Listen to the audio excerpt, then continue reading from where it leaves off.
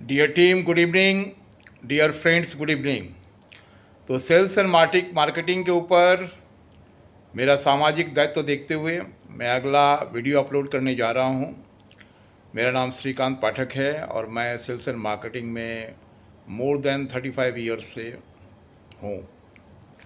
तो मैं practical experience अपना शेयर करने जा रहा हूं ताकि आने वाले जनरेशन को आइडिया मिल सके, गाइडेंस मिल सके। तो क्या है कि आउटलेट विजिट प्लान ये बहुत इम्पॉर्टेंट है। सेल्स एंड मार्केटिंग में आउटलेट को बोला जाता है कॉल। आजकल बहुत सारी कंपनियां हैं जिनका जो ऑर्डर पंचिंग है वो फील्ड असिस्ट ऐप के माध्यम से हो रहा है। तो क्या है कि आपको पूरा आइडिया होना चाहिए फील्ड असिस्ट ऐप का। और जैसे उसमें आता है शेड्यूल कॉल। शेड्यूल कॉल मतलब हुआ उस मार्केट का रजिस्टर्ड दुकान जो आपने या आपके किसी कलीग ने उसको फील्ड असिस्ट में ऐप में रजिस्टर किया है, पंच किया है, और जो दुकान उस मार्केट में पर्टिकुलर एरिया मार्केट में है। जैसे बीट मतलब होता है मार्केट और कॉल मतलब होता है आउटलेट। तो शेड्यूल कॉल मतलब हो गया शेड्यूल्ड आउटलेट। एक पर्टिकुलर मार्केट में रजिस्टर्ड आउटलेट कितने हैं किसी भी ब्रांड के, और ब्रांड के जो आउटलेट हैं वो वैरी करते हैं brand to brand, product to product. तो शेड्यूल आउटलेट हो गया जो उस मार्केट में रजिस्टर्ड आउटलेट हैं। और उसमें ऐसा भी होंगे बहुत सारे मार्केट में जो अभी तक कवर्ड नहीं हुए हैं, जो अभी तक रजिस्टर्ड नहीं हुए हैं। तो जो रजिस्टर्ड हैं उनको बोला जाता है शेड्यूल आउटलेट। और जब कोई बंदा या कोई बंदी उस मार्केट को विज़िट करती है या करते हैं तो वो हो गया उनका टोटल कॉल कि उन्होंने एक पर्टिकुलर डे में कितना आउटलेट विज़िट किया। जैसे मान लीजिए किसी किसी कंपनी में पर डे आपको 40 आउटलेट विज़िट करना है, 50 आउटलेट विज़िट करना है, मतलब 40 कॉल करना है, 50 कॉल करना है। ये तो हुआ विज़िट। तो वो शेड्यूल कॉल जो है वो मोर देन 50 भी हो सकता है, मोर देन 40 भी हो सकता है। टोटल कॉल है कि आपने एक स्पैन टाइम में ड्यूरिंग ड्यूटी आवर कितना कॉल विज़िट किया, उसको बोलते हैं टोटल कॉल। हो सकता है उस मार्केट में शेड्यूल कॉल 50 हो और आपने विज़िट किया 40। इसका कारण ये भी हो सकता है कि 10 कॉल जब तक आप पहुँचे तक तो बंद हो चुका था और आप उसको कवर नहीं कर पाए।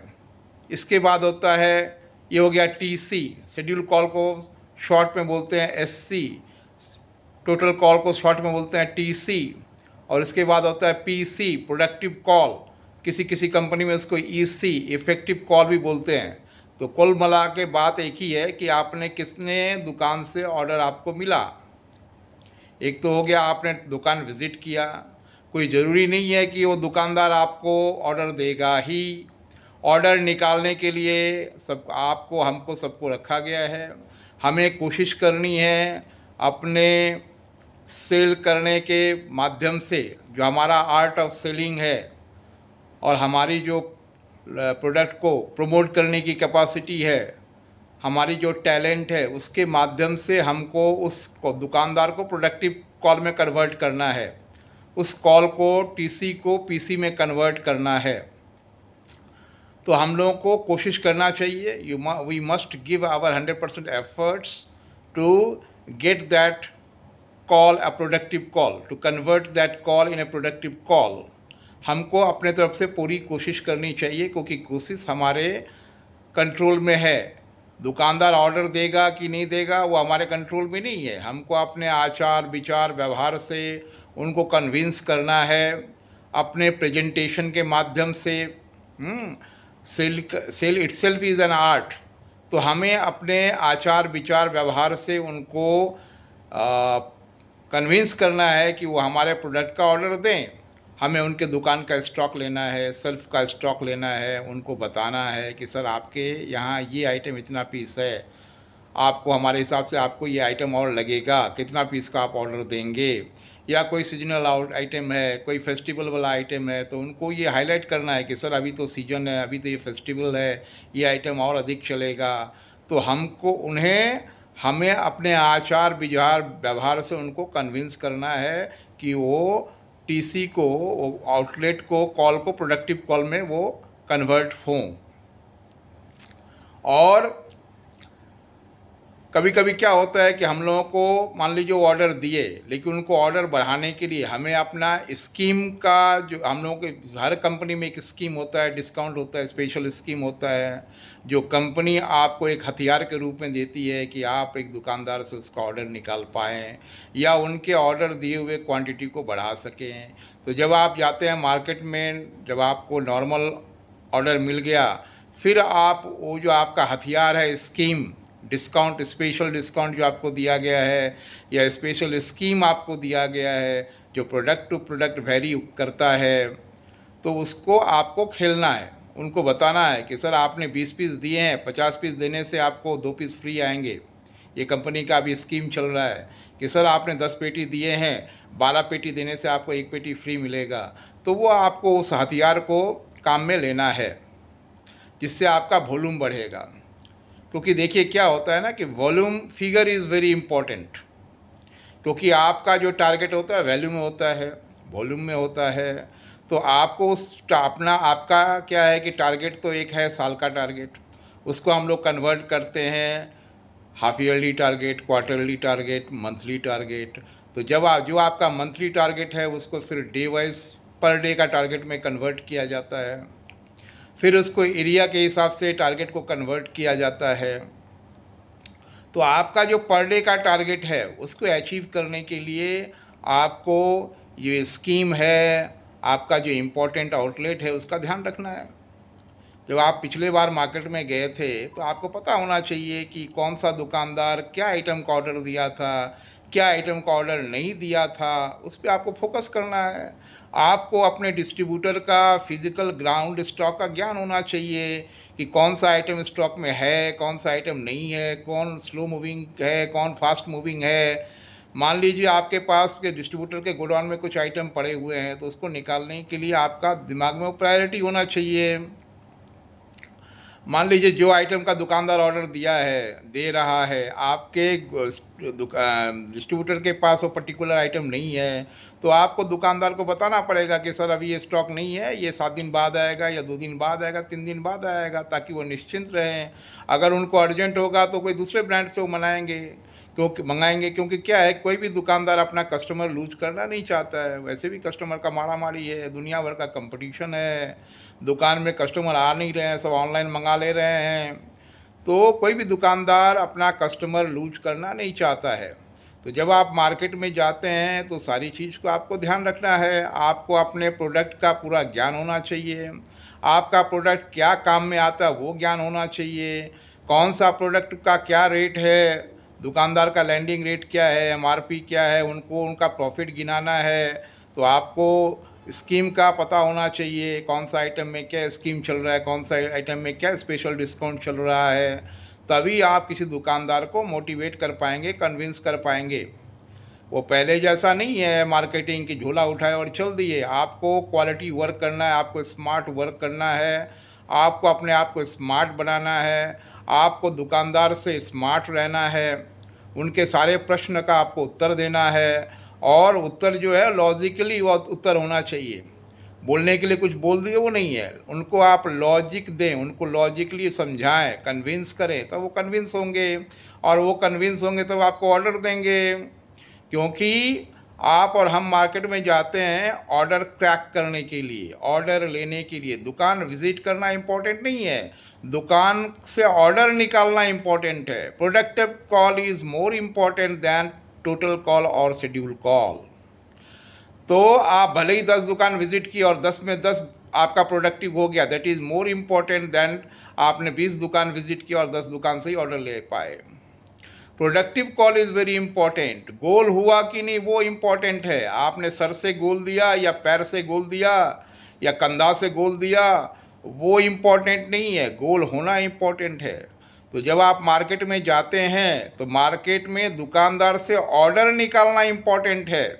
मान लीजिए आपको कंपनी कहती है 40 दुकान विज़िट करना है और 20 दुकान से ऑर्डर लाना है, लेकिन आप 20 दुकान ही विज़िट कर पाए और 20 दुकान में 20 दुकान से ऑर्डर ले लिए, वो इम्पॉर्टेंट है।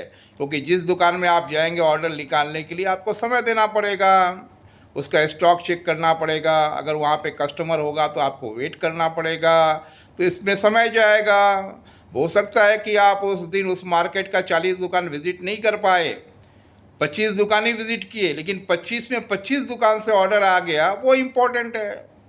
क्योंकि कंपनी भी क्या करती है, ब्रांड जो भी ब्रांड है वो आपको रिलैक्सेशन देती है कि भाई आप 40 दुकान विज़िट कीजिए, 30 दुकान से ऑर्डर लाइए, क्योंकि उनको भी पता है कि 10 दुकान में कुछ प्रॉब्लम होगा, पहले से स्टॉक पड़ा हुआ होगा, उस दुकान का डिस्ट्रीब्यूटर का पैसा बाकी होगा, उस डिस्ट्रीब्यूटर का मालिक खाने के लिए चला गया होगा, उस दुकान का जो ऑर्डर देने वाला आदमी होगा वो जगह पे नहीं होगा। तो जिसने ये नियम बनाया है उसको तो पता है कि ये कहानियाँ हो सकती है, क्योंकि उन्होंने भी फेस किया है, क्योंकि सास भी कभी बहू थी। जो भी सीनियर है वो कभी फील्ड में काम करके आए हैं ना, तभी तो उनको आइडिया है, तभी तो वो नियम कानून बनाते हैं। तो सास भी कभी बहू थी, तो सास को मालूम है कि जब वो बहू थी तो क्या क्या होता था। तो जो सीनियर है आपको, उनको मालूम है कि मार्केट में क्या क्या प्रॉब्लम आता है, उस हिसाब से वो नियम कानून बनाते हैं और उसमें आपका भलाई छुपा होता है। आपका टारगेट कैसे हो, ये सब को ध्यान में रखते हुए वो आपको गाइडलाइन देते हैं, और गाइडलाइन का फॉलो करना आपका ड्यूटी है, कर्तव्य है। तो आउटलेट विज़िट करना बहुत इम्पॉर्टेंट है। जब आप आउटलेट में जा रहे हैं, उस पर्टिकुलर आउटलेट में जाके अपने आइटम का स्टॉक देखिए, हाँ, सेल्फ चेक कीजिए, गोडाउन स्टॉक जो उनका रखा होता है वो चेक कीजिए, उनसे परमिशन लेके उनको कन्विंस कीजिए लॉजिकली। अगर उनका कोई ऑब्जेक्शन है, कोई डिस्प्यूट है, तो डिस्प्यूट को सुनिए और उसका समाधान निकालिए। अगर आपके पास समाधान देने का कैपेसिटी नहीं है, आपके कंट्रोल में नहीं है, तो उनसे समय लीजिए कि ठीक है सर, ये हम आपको अपने सीनियर से पूछ के अगले विज़िट में बताएंगे, अगले सप्ताह बताएंगे। आप उनसे समय लीजिए, ऐसा नहीं है कि वो बोल रहे हैं आप सुन नहीं रहे हैं। तो डिस्प्यूट को और बड़ा डिस्प्यूट मत बनाइए, समाधान कीजिए लॉजिकली, उनको लॉजिक दीजिए, उनको कन्विंस कीजिए, और अगर आपका लॉजिक सही होगा तो कन्विंस होंगे।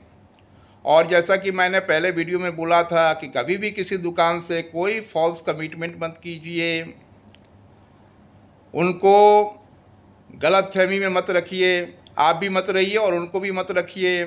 सही सही चीज़ उनको बताइए, जो आप दे सकते हैं, जो आपका कैपेसिटी है देने का, उसी का उनको आश्वासन दीजिए, एश्योरेंस दीजिए। आप दे सकते हैं स्पेशल डिस्काउंट 5%, आप बोलेंगे हम 10% इसमें करवा देंगे, फिर वो डिस्ट्रीब्यूटर देगा नहीं, तो आप क्या है कि नेक्स्ट दिन आपका रिलेशन ख़राब हो जाएगा दुकानदार से, वो बोलेगा यार इनका बात का कोई दम नहीं है। और कुछ दुकानदार तो ऐसे होते, बोले तो भाई नेक्स्ट दिन से हमारे यहाँ मत आना भाई, ऐसा आदमी को हम देखना नहीं चाहते हैं, तुम्हारा बात का कोई दम ही नहीं है भाई। हमको बोल के गए थे 10% डिस्काउंट देंगे, बिल में आता है 5% डिस्काउंट, और डिस्ट्रीब्यूटर तो देगा नहीं, उसको मालूम है कि भाई कंपनी हमको 5% देने के लिए नहीं बोली है, 10% देने के लिए नहीं बोली है, हमको 5% देने के लिए बोली है। तो किसी भी दुकानदार को खुश करने के लिए, उनसे शॉर्ट टर्म गेन के लिए आप उनसे कोई फॉल्स कमिटमेंट मत कीजिए। मान लीजिए जैसे मैंने कहा कि आप 40 दुकान विज़िट नहीं कर पाए इस बार, तो जैसे मान लीजिए 1 से 25 तक आप इस बार गए, नेक्स्ट विजिट में आपको 40 से 25 तक आना, 40 से स्टार्ट करना चाहिए। 40 नंबर दुकान, 39 नंबर दुकान, 38, 37, 36, 35, 34, ऐसे करके आउटलेट विज़िट करना चाहिए उल्टे साइड से। जैसे एक तो होता है A to Z और दूसरा आपको करना है Z to A। तो उससे क्या हो कि आपका सारा दुकान कवर अप हो जाएगा। और जैसा कि मैंने बोला कि आपके दिमाग में आपके अपने प्रोडक्ट से संबंधित, ब्रांड से संबंधित सारा नॉलेज आपके दिमाग में होना चाहिए। उसका प्राइस, उसका दुकानदार का मार्जिन, कोई स्पेशल स्कीम चल रहा है तो स्कीम, और वो जो आपका प्रोडक्ट है वो किसी भी कस्टमर का कौन सा पर्पज़ फुलफ़िल करेगा, कौन सा नीड फुलफ़िल करेगा, वो सारा आपके नॉलेज में होना चाहिए और आपको दुकानदार को बताना चाहिए। तभी दुकानदार क्या है, वो कस्टमर को पास ऑन करेगा। क्योंकि ये दुकानदार कस्टमर से डायरेक्ट डील करता है। कोई भी मैसेज आपको दुकान कस्टमर तक पहुंचाना है तो दुकानदार के माध्यम से पहुंचेगा। आपका कंपनी का कोई भी पोस्टर है, बैनर है, तो ऐसे जगह पे लगाइए जहां से वो लोगों के नज़र आए और लोगों का नज़र आकर्षण अपने तरफ आकर्षित करे, लोगों का ध्यान अपने तरफ आकर्षित करे। वैसे भी बोला जाता है मर्चेंडाइजिंग। मर्चेंडाइजिंग क्या है? सजावट के द्वारा सेल। और कोई भी पोस्टर या बैनर है तो वो साइलेंट सेलर हैं। आप तो सप्ताह में एक दिन विजिट करते होंगे, लेकिन ये पोस्टर बैनर जो है वो आपके एब्सेंस में आपके प्रोडक्ट के बारे में जो आपका पोटेंशियल कस्टमर है उसको बताता रहता है। तो सेल्स एंड मार्केटिंग में मर्चेंडाइजिंग का, पोस्टरिंग का, बैनरिंग का बहुत अहम रोल है। हमें इस रोल का पता होना चाहिए, क्योंकि ऐसे ही कंपनी लाखों रुपया, करोड़ों का रुपया वो पोस्टर छपवाने में और बैनर बनवाने में खर्चा नहीं करेगी। हो सकता है कि एक पोस्टर का लाइफ 24 घंटा ही हो, 1 घंटा ही हो, लेकिन 1 घंटा में वो अपने कस्टमर को बहुत कुछ मैसेज दे के चला जाता है। तो आपको ऐसे जगह पे पोस्टर लगाना है, बैनर लगाना है, ताकि वो अधिक दिन तक रहे और वो कस्टमर का ध्यान अपने तरफ आकर्षित करे और आपके प्रोडक्ट के बारे में उसको मैसेज दे, ताकि उससे प्रभावित होकर वो जो पोटेंशियल कस्टमर है वो आपका प्रोडक्ट खरीदे। पोस्टर लगाने का यही मतलब होता है कि वो उसको देखे पोस्टर को, तो आपका अगर टीवी में कोई ऐड चल रहा है तो उसको याद आएगा, वो रिकॉल करेगा और वो उस प्रोडक्ट को लेगा। अच्छा, एवरेस्ट मसाला का पाव भाजी का ऐड आ रहा था, बिरयानी का ऐड आ रहा था, अभी यहाँ लगा हुआ है तो लेते हैं। शाहरुख खान को याद आएगा, अमिताभ बच्चन उसको याद आएगा, तब वो करेगा एक बार बिरयानी लेके जाते हैं। तो पोस्टर और बैनर बहुत इम्पॉर्टेंट है, इसका प्लेसमेंट उससे भी ज़्यादा इम्पॉर्टेंट है। Thank you.